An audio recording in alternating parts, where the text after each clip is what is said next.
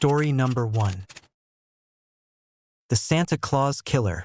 Christmas Eve of 2008 will always be a scar on my memory. A wound that never fully healed.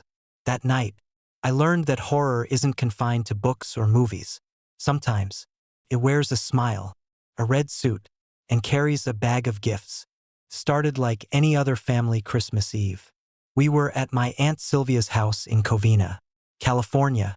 Her home was the center of every holiday. A sprawling suburban house filled with warm lights, laughter, and the smells of tamales and freshly baked cookies.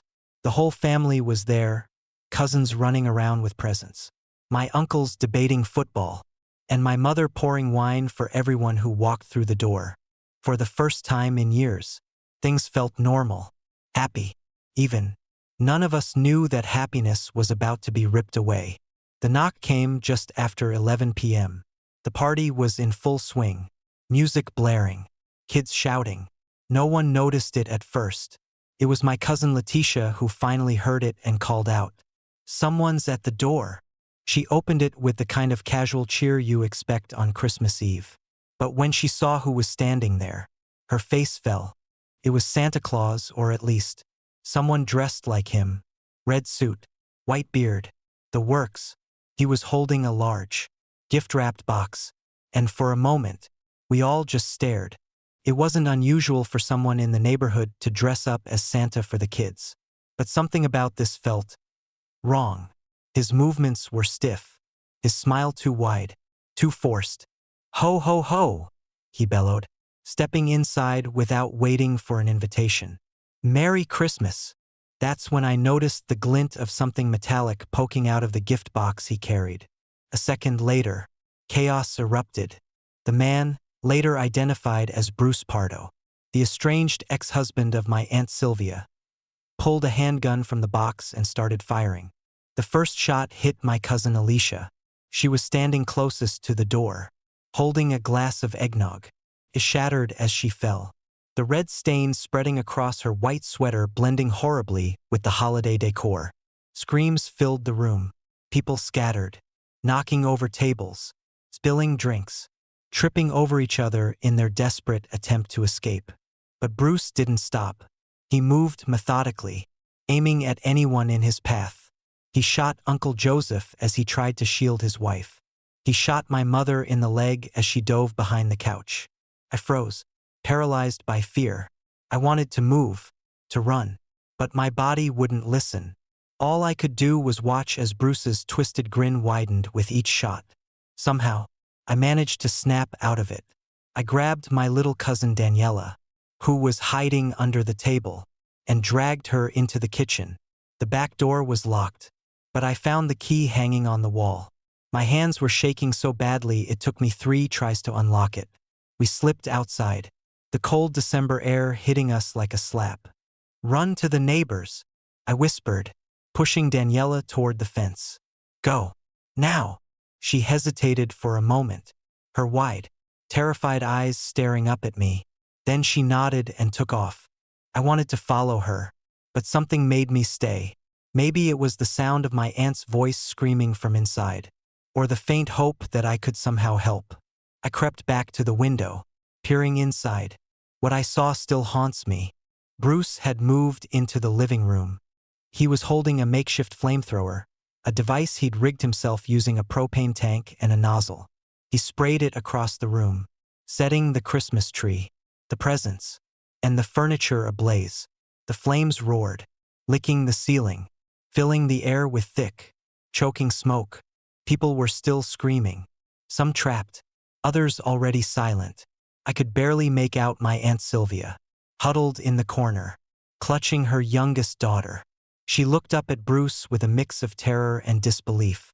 "Why?" she managed to choke out. His answer was cold, detached. "Because you took everything from me." Then he raised the flamethrower. The fire spread quickly, consuming everything in its path. I don't remember how I got to the front yard. I don't remember when the fire trucks arrived, or when the police pulled me away from the house. The next thing I knew, I was sitting on the curb, wrapped in a blanket, watching flames consume the place that had always been a symbol of joy and family. They found Bruce's body later that night. He'd fled to his brother's house and shot himself in the head. In his pocket, they found a note, his final goodbye, a rambling manifesto of blame and bitterness. He wrote about his failed marriage to Sylvia, his financial troubles, and how he thought the world owed him something. But the words that stuck with me were at the very end. I wanted them to suffer. The official death toll was 9. 9 members of my family, gone in a single night. Bruce had planned everything, the weapons, the homemade flamethrower, even the Santa suit. It wasn't a crime of passion. It was premeditated, calculated. For weeks after, couldn't sleep. Every time I closed my eyes, I saw the flames, heard the screams, felt the overwhelming guilt of surviving when so many didn't. Christmas became a time of mourning, painful reminder of what we'd lost. It's been years now, but the scars haven't faded. I still wake up in the middle of the night, gasping for air, the sound of gunshots echoing in my ears. I still see Bruce's face in my nightmares, that awful grin etched into my memory. People like to think of Christmas as a time of joy, of love, of miracles, but for me, it's a time of shadows, of ghosts that linger in the corners of my mind. Because no matter how much I try to forget, I know the truth. Evil doesn't take holidays. Story number 2. The Man in the Attic. I never believed in ghosts, or monsters, or the kind of evil you read about in crime novels. That changed in December of 1992, when my family discovered the truth about the noises in our attic. We lived in a quiet village in southern Germany, a picturesque town straight out of a holiday postcard. Our house was old, the kind with creaky floorboards and a gabled roof that made it look charmingly haunted. My parents had bought it as a fixer-upper the year before, thinking it would be the perfect place to raise my younger sister Anna and me. For the first 11 months, it was. But then December came, and with it, the noises. At first, they were easy to dismiss. Faint creaks, the sound of something shifting in the rafters. It's just the house settling, my dad said when I mentioned it at breakfast one morning. But the noises grew louder as the days passed. Footsteps, slow, deliberate, pacing back and forth above our heads late at night. It's mice, my mom said, though her voice was tight, her smile forced. Or maybe a squirrel. But deep down, we all knew it wasn't mice or squirrels. Whatever was up there was bigger, heavier. By mid-December, the sounds were impossible to ignore. Anna refused to sleep in her room, which was closest to the attic stairs. Couldn't blame her.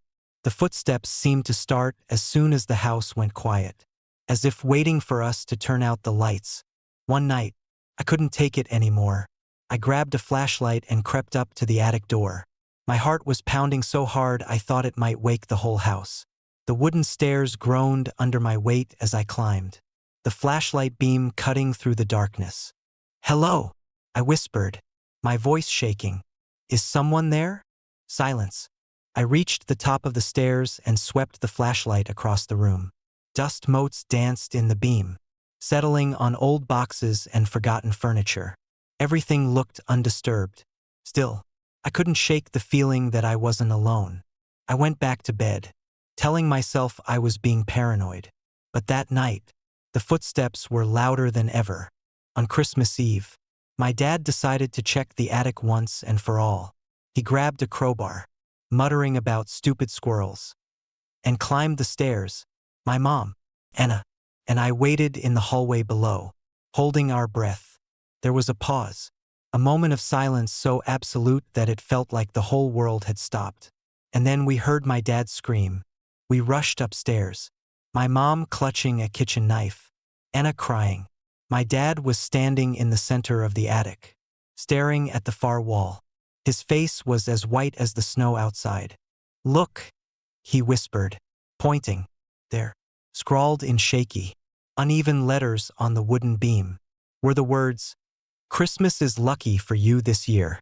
Underneath it, in the thick layer of dust on the floor, were footprints. Large, unmistakably human footprints. My mom gasped, pulling Anna closer. What? What does it mean? It means someone's been living up here, my dad said, his voice grim. He turned to me. Call the police. The police arrived within the hour. They searched the attic, the house, and the surrounding property but found no sign of the intruder. No sleeping bag, no personal belongings, just those footprints and the message on the wall.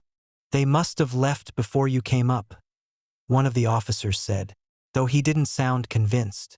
Keep your doors locked tonight. We'll have someone patrol the area. That night, none of us slept. We stayed in the living room, huddled together on the couch, jumping at every creak and groan of the old house. Christmas morning dawned gray and cold. The police called to let us know they hadn't found anything suspicious. Probably just a homeless person passing through. They said, nothing to worry about. But something didn't sit right with me. Homeless or not, how had they gotten into our locked attic? And why leave a message like that? It wasn't until we started cleaning the attic a few days later that we found the truth. Tucked behind a stack of old boxes, we discovered a small nest of blankets and discarded food wrappers. But it wasn't the makeshift bed that chilled me. It was what we found under it. A Polaroid photograph. It was a picture of our family, taken through the window of our living room. In it, we were decorating the Christmas tree, laughing, unaware of the camera. And on the back of the photo, in the same shaky handwriting as the message on the beam, were the words, "Next year won't be so lucky." We moved out of that house before the next Christmas. But I've never forgotten the man in the attic. To this day, I double-check every lock, every window, every shadowy corner of my home, because I know he's still out there, watching, waiting, and maybe next year, someone else won't be so lucky. Story number 3. The Night of Krampus. I was 9 years old the first time I heard the name Krampus. It was Christmas Eve, 1978. In the tiny Austrian village of Hohenton, snow blanketed the rooftops. The streets were eerily quiet, and the warm glow of holiday lights flickered through frosted windows. It should have been a magical night. Instead, it became the night I learned that monsters are real. The old woman next door, Frau Schneider, used to terrify us with tales of Krampus. According to her, he wasn't just a story parents told to scare their children into behaving. He was real. She'd lean in close, her milky eyes glinting in the dim light of her kitchen, and say, "He comes for the wicked ones. You know, the ones who lie, the ones who steal. He drags them away, into the woods, and they're never seen again." I always laughed it off. Even at 9, I wasn't afraid of fairy tales. But that night changed everything. It started innocently enough. My friend Peter and I had stayed out too late playing in the snow. We were walking home, our breath curling in the freezing air, when we heard it, the sound of bells. At first, I thought it was just someone pulling a sleigh, but as the sound grew louder, it became clear that these weren't the cheerful jingle bells of Christmas. These were heavier, more ominous, clanging like church bells in the distance. Peter stopped in his tracks. "Did you hear that?" "Yeah," I said, trying to sound braver than I felt. Probably just someone messing around. But the look on Peter's face told me he wasn't buying it. "Let's go," he whispered, his voice trembling. We picked up our pace, the snow crunching loudly under our boots. The bells grew louder, closer, and then came the growl. It was low and guttural, like the sound of a wolf, but deeper, more menacing. My stomach twisted into knots. I glanced back over my shoulder, and that's when I saw it, a massive figure, partially obscured by the swirling snow. It was unlike anything I'd ever seen. It stood at least 7 feet tall, covered in thick, black fur. Horns curled grotesquely from its head. And its face, God, his face was a nightmare. It was part man, part beast, with glowing red eyes that burned through the darkness. In its clawed hand, carried a bundle of sticks, and a large sack slung over its shoulder. The bells I'd heard were attached to a chain around its waist. "Run!" Peter screamed, and we bolted. We tore through the snow-covered streets, our breath hitching in our chests. The thing was behind us, its bells ringing out in chaotic bursts, its growls echoing in the stillness of the night. I didn't dare look back again. I didn't need to. I could hear it gaining on us. Peter stumbled, his foot catching on a patch of ice. He hit the ground hard, crying out in pain. I skidded to a stop and turned back, my heart pounding so loudly I thought it would burst. "Get up!" I shouted, grabbing his arm and trying to pull him to his feet. But it was too late. The creature was upon us. His claws wrapped around Peter's ankle, dragging him through the snow. He screamed, thrashing and kicking, but it was no use. The thing was too strong. "Help me!" Peter begged, tears streaming down his face. I froze, paralyzed with fear, and then, as if sensing my hesitation, the creature turned its gaze on me. Its eyes bore into mine, and in that moment, I felt like it could see everything, every lie I'd ever told, every bad thing I'd ever done. It grinned, revealing rows of jagged, yellow teeth, and I did the only thing I could think of. I ran. I didn't stop until I reached my house. I burst through the front door, sobbing and gasping for air. My parents rushed to my side, demanding to know what had happened, but I couldn't form the words. I just kept shaking my head, muttering, "It took him. It took him." They thought I was talking about a stray dog or a wild animal. Even when I told them about the creature, they didn't believe me. "You've been listening to too many of Frau Schneider's stories," my father said, patting my shoulder. But the next morning, when Peter didn't come home, the village began to whisper. Search parties were organized, and people scoured the woods for any sign of him.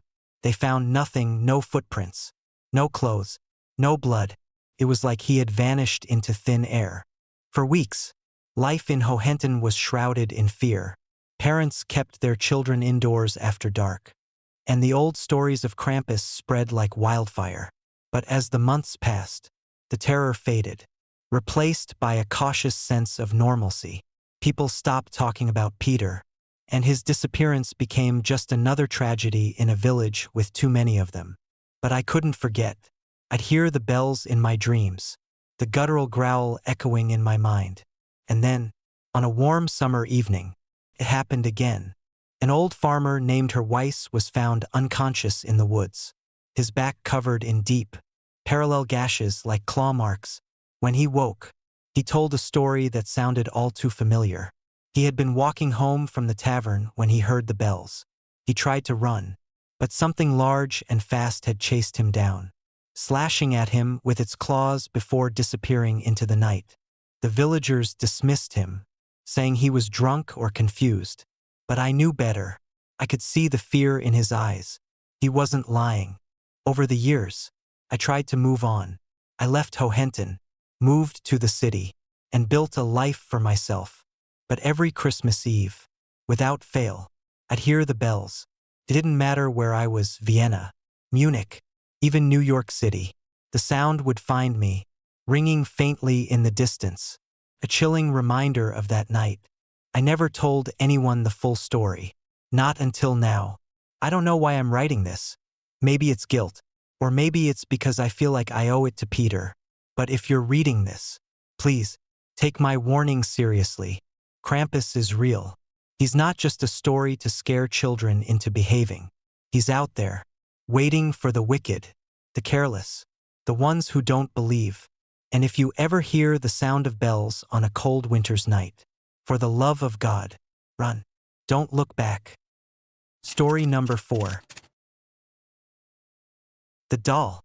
I never expected a Christmas gift from my best friend to turn my life into a living nightmare.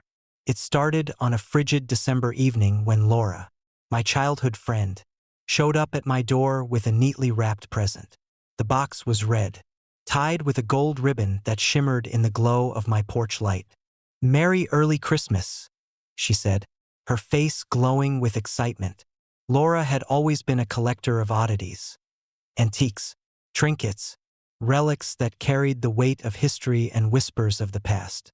This time, her gift was no exception. Inside the box was a porcelain doll, his pale face framed by dark, curly hair, with glassy blue eyes that seemed unervingly lifelike. The doll wore a lacy, white Victorian dress, yellowed slightly with age. "It's gorgeous," I said, though the words felt like a lie. Something about the doll sent a shiver down my spine. His painted smile was thin, almost mocking, and no matter how I shifted my gaze, his glass eyes seemed to follow me. That night, I placed the doll on a shelf in my living room, next to the glowing Christmas tree. The room was silent except for the faint hum of the heater, but the stillness felt different. It wasn't the comforting quiet I was used to in my tiny one-bedroom apartment. It was the kind of silence that presses against your ears, making you hyper-aware of every creak and groan in the house. I told myself it was just my imagination. After all, it was just a doll. But later that night, I woke up to a sound. It was faint, like the soft scraping of something being dragged across the hardwood floor. My heart skipped a beat. I lay there in the dark, straining to hear it again. Scrape, scrape. The noise was coming from the living room.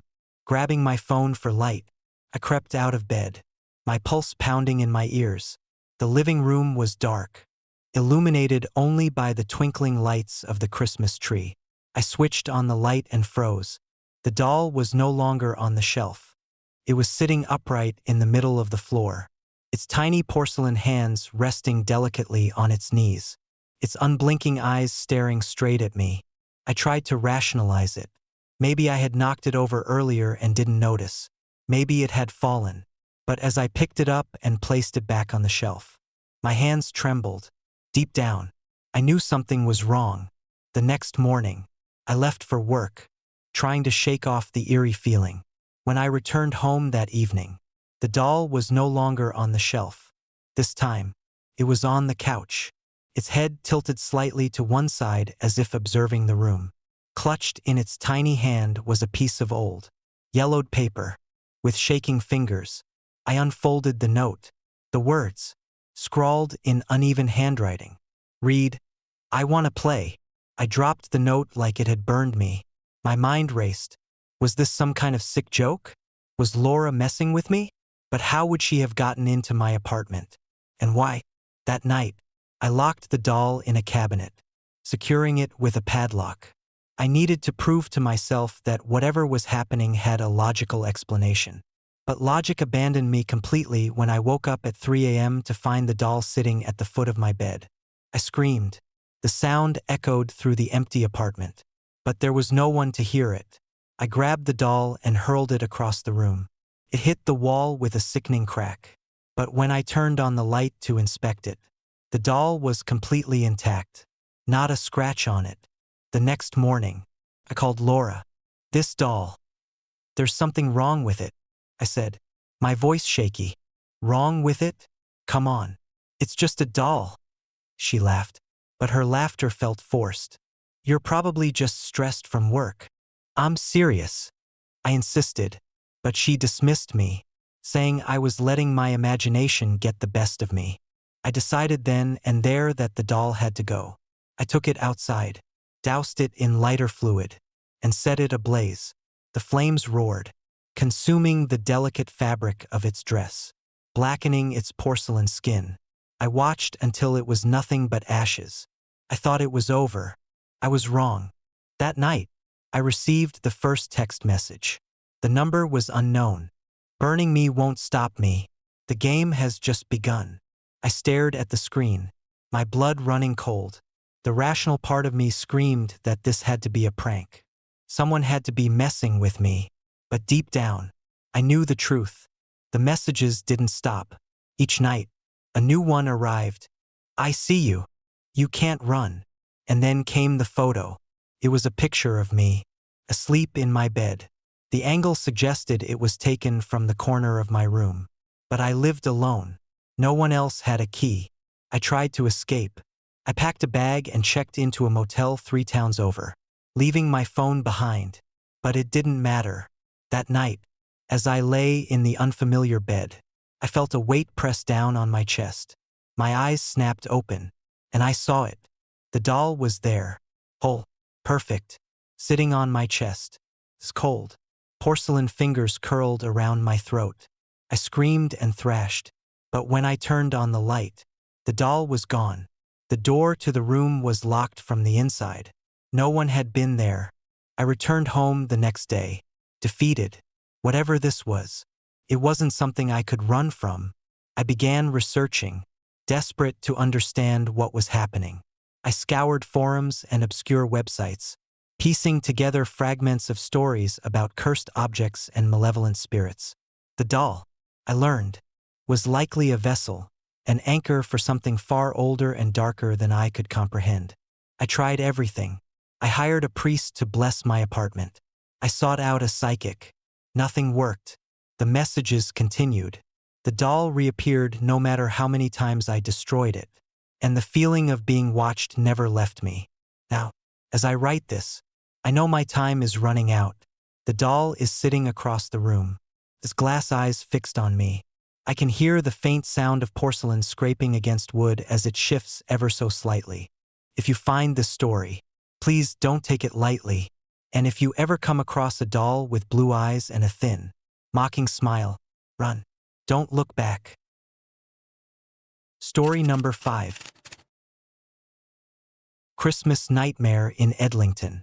I always thought Christmas was a time for safety, warmth, and joy. But the events of 2010 shattered that illusion forever. Our home in Edlington, a modest 2-story house tucked at the edge of town, was a quiet sanctuary, especially during the holidays. That Christmas, my wife Clara, our 10-year-old son Jacob, and I had planned a peaceful evening.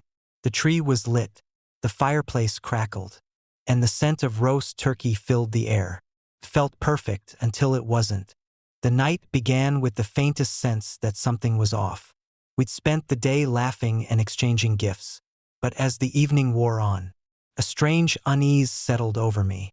It was subtle at first, like a whisper at the back of my mind, but I brushed it aside. Clara was pouring wine. Jacob was playing with his new train set, and the world seemed far too ordinary for anything to go wrong. The first sign was the blood. It was Clara who noticed it. She had gone to the basement to grab an extra bottle of wine, and moments later, her voice echoed up the stairs. "John, come here." There was a sharpness to her tone that made my stomach clench. I hurried down, my feet pounding against the wooden steps. When I reached the bottom, Clara was standing frozen near the far wall, her face pale. She pointed a trembling hand at the wall, and that's when I saw it. Streaks of dark red, smeared unevenly across the old stone. At first, I thought it was paint, maybe something Jacob had spilled, but the metallic scent in the air told me otherwise. It was blood, fresh and clinging to the rough surface. "What the hell?" I muttered, stepping closer.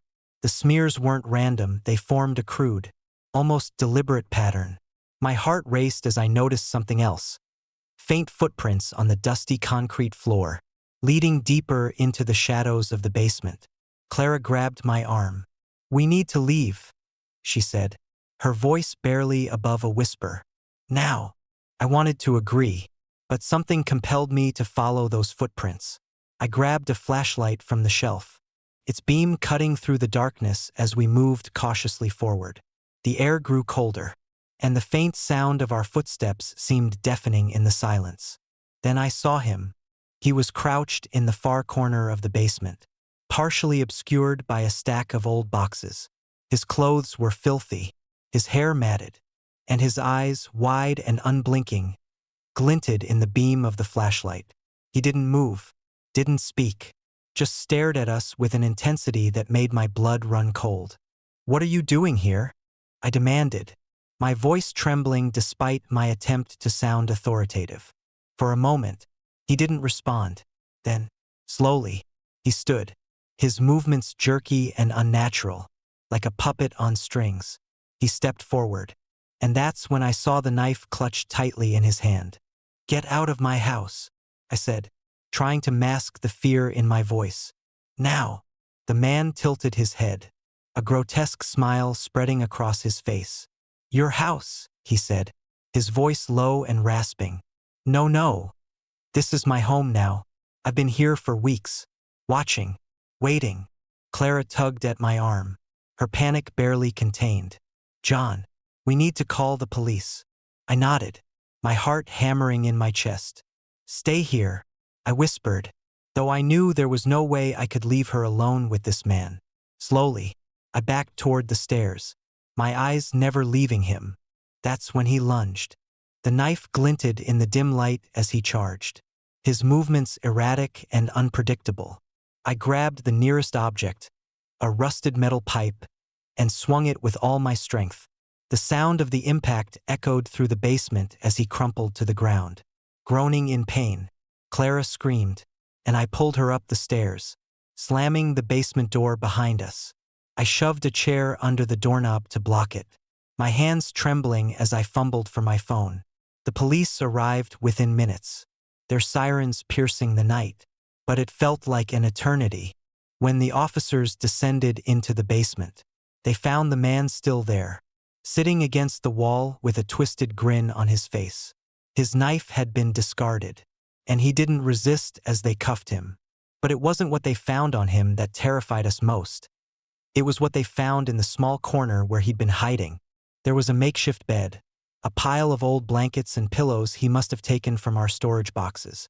Next to it was a small, battered notebook. One of the officers flipped through it, his expression growing darker with each page. When he showed it to me, I felt the world tilt. The notebook was filled with detailed notes about us. Every page described our lives in excruciating detail: what time we woke up, what we ate for breakfast, when Clara went to the store, what Jacob liked to play with.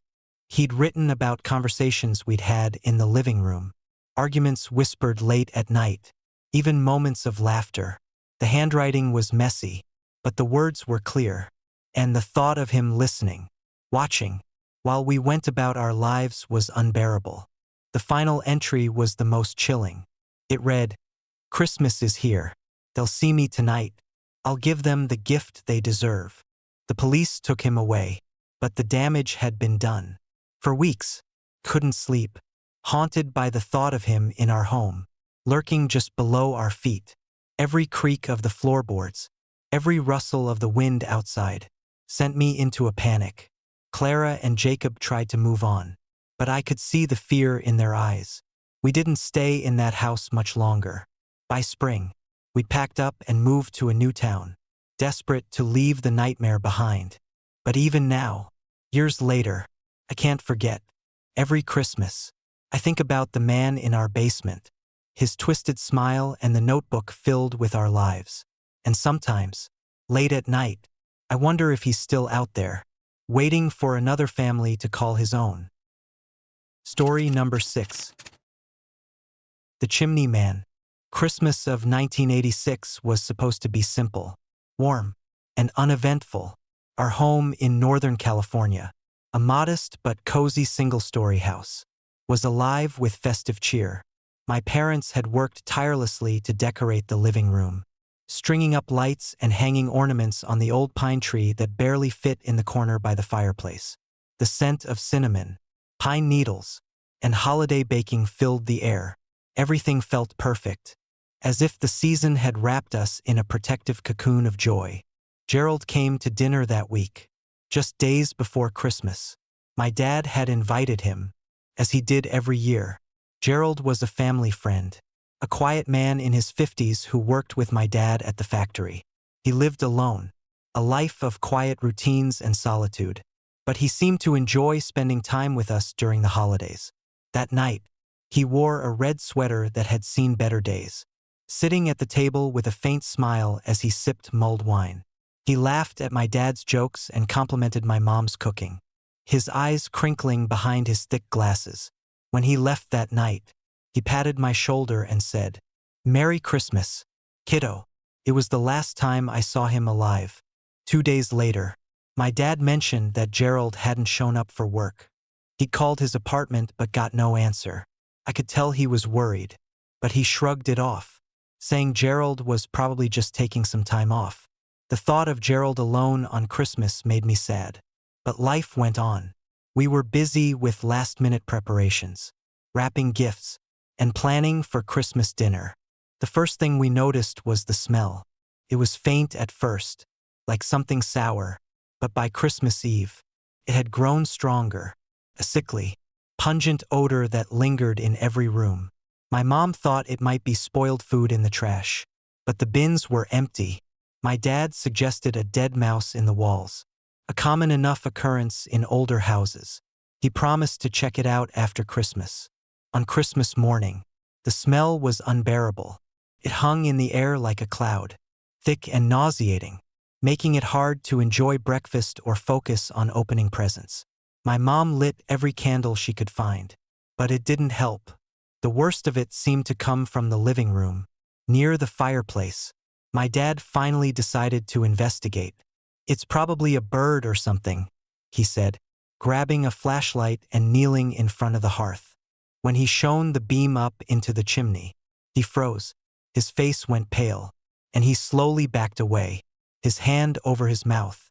"There's something up there," he said, his voice shaking. My mom came over to look, but he stopped her. "Don't. Just call someone."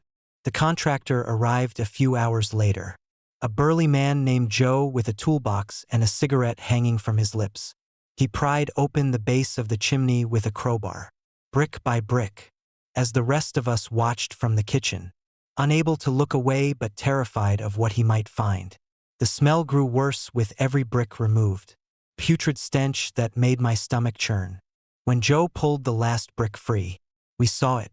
First, it was just a flash of red fabric, dirty and torn, coated in soot. Then the shape of a body became clear, wedged tightly in the narrow flue. The man's face was blackened and bloated, his eyes sunken into his skull. His limbs were twisted at odd angles, as if he had been struggling to free himself. Even in that state, I recognized him. It was Gerald. My mom screamed, and I felt my legs go weak. My dad pulled us away, trying to shield us from the sight. But it was too late. The image of Gerald's lifeless body, crammed into the chimney, was burned into my mind. The police arrived soon after, their flashing lights cutting through the holiday cheer outside. They cordoned off the area and began questioning my parents while the forensics team worked to remove Gerald's body. I overheard bits and pieces of their conversation with the officers. Gerald had been missing for days, they said. The position of his body suggested he had climbed down the chimney headfirst. Maybe he was trying to break in. One officer suggested. My dad shook his head. "That doesn't make sense. Gerald wouldn't do that. He had no reason to." A few days later, the police found something in Gerald's pocket, a small, soot-stained notebook. Inside were pages of cramped handwriting, detailed observations of our family's daily life. He had written about what time we woke up, what we ate for dinner, and even what we talked about at the table. It was clear he had been watching us, though how or why remained a mystery. The final entry in the notebook was dated December 23rd, the night before he disappeared. It read, "I'll join them. I'll come down the chimney, just like Santa. They'll have to let me in." I don't know if Gerald was deranged, desperate, or something else entirely. The thought of him climbing onto our roof, squeezing himself into the narrow chimney, and getting stuck there haunts me to this day. The idea that he had been watching us, writing about us, made it impossible to feel safe in that house again. My parents sold the place the following year. But even now, I can't escape the memory. Sometimes, late at night, I think about Gerald, his body twisted and broken in that dark, suffocating space. I wonder what he was thinking in those final moments, if he regretted what he had done or if he truly believed he was part of our family. Every Christmas, when I see a fireplace or hear the faint crackle of a fire, I'm reminded of that smell, that sight, and the man who tried to become Santa Claus. Story number 7. The knock at midnight. Christmas Eve in Chicago was always magical.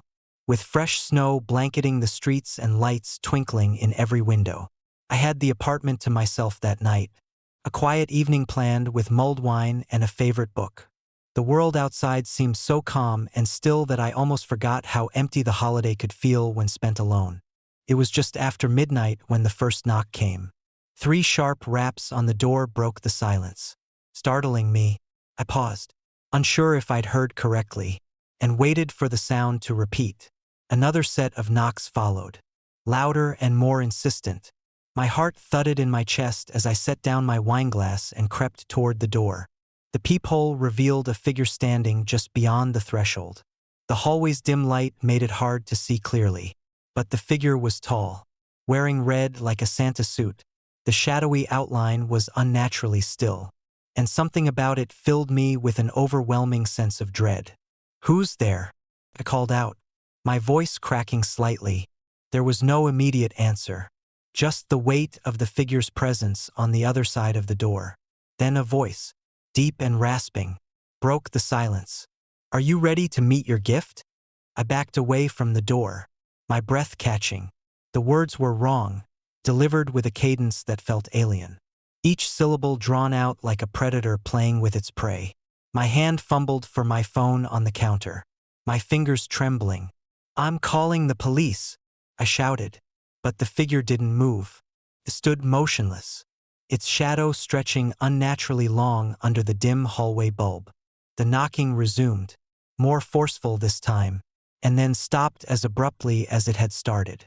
The doorknob rattled faintly, and I froze in place, clutching my phone like a lifeline. The seconds dragged on, and then there was nothing. I inched toward the door, holding my breath as I pressed my eye to the peephole again. The hallway was empty. The air felt colder, a chill settling into the apartment that hadn't been there before. I debated opening the door, but every instinct screamed at me to stay inside. After what felt like an eternity, I crept back to the couch, my eyes locked on the door as though expecting it to burst open at any moment. The apartment remained silent, but the unease refused to leave. By morning, the snowfall had stopped, and the neighborhood was blanketed in an undisturbed layer of white. Stepping outside to check my mail, I noticed something that made my blood run cold. Leading away from my door were deep footprints, large and deliberate, disappearing into the distance. The fresh snow confirmed what I'd feared. Someone had been there, and they'd left only when they chose to. That evening, 2 police officers knocked on my door. Their somber expressions made it clear that this wasn't a routine visit. They asked if I'd seen or heard anything unusual the night before. I recounted the events in detail, feeling both relieved and unnerved as they nodded seriously at my story. "You're not the only one," one officer said. "We've had multiple reports in the area, people hearing knocks, seeing someone outside their doors." When I asked if they knew who it might be, the other officer hesitated before answering. "We're not sure, but there's something strange. The footprints we found, they don't lead anywhere. They stop abruptly, as if whoever or whatever it is just vanished." Their words chilled me more than the cold air ever could. After they left, I double-checked every lock and window in the apartment, but no amount of security made me feel safe. As darkness fell, I couldn't shake the feeling that I was being watched. Every creak of the floorboards, every distant sound from the street outside set my nerves on edge. Around midnight, the knocking began again. It was louder this time, more aggressive, the sharp raps reverberating through the small apartment. My stomach dropped as I stared at the door, paralyzed by fear. The voice came again, scraping and guttural. "Are you ready to meet your gift?" My hand tightened around the knife I'd grabbed from the kitchen earlier, but I couldn't bring myself to move. The doorknob rattled violently, and then something scratched against the wood, long, deliberate strokes that sounded like nails dragging across the surface. The sound stopped, leaving the apartment in suffocating silence. I forced myself to approach the door, pressing my ear against it, listening for any hint of movement. There was nothing. Slowly, I peered through the peephole, and once again, the hallway was empty. I hesitated, then cracked the door open. The cold air hit me like a slap, and there, in the freshly fallen snow, were the same footprints from the night before. They led away from my door, down the stairs, and into the dark woods behind the building. The police returned the next day, following up on the reports from others in the neighborhood. A search party went into the woods, combing through the trees and snow for any sign of the intruder. What they found only deepened the mystery: a clearing with a circle burned into the snow, the ground beneath it scorched black. Around the edges of the clearing were scraps of red fabric, torn and frayed, fluttering in the cold wind. They never found the person responsible. As the weeks passed, the reports stopped, and life returned to a fragile semblance of normalcy. But every Christmas Eve, as the hours creep toward midnight, I can't help but wait. The memory of that voice, those footprints, and the terrible scratching sound lingers like a shadow that refuses to fade. Sometimes, late at night, I think I hear it again. A knock at the door, faint and deliberate, followed by a low, rasping voice that chills me to the bone. "Are you ready to meet your gift?"